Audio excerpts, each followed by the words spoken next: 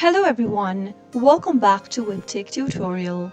In today's video, I'm going to show you how to delete an item from your shopping cart on Joann. So let's get started. Without wasting much of our time, open up a web browser and go to the URL box and type in joann.com and press enter on your keyboard. Also make sure that you're logged into your joann.com account. After you are in this main homepage, go and click open your shopping cart located at the top right hand corner. All the products or items that you've added on your shopping cart will be shown at the top over here. Now click on view cart and check out button on the right hand side in order to reveal your shopping bag. There is currently 2 items on my shopping cart.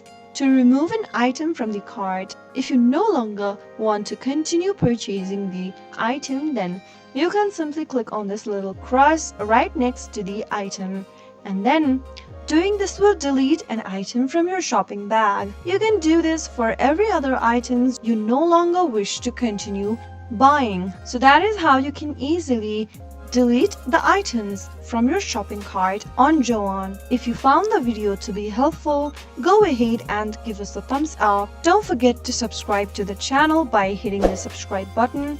Also press the bell icon so that you'll never miss another upcoming upload from us. I'll see you again in the next video. Goodbye till then.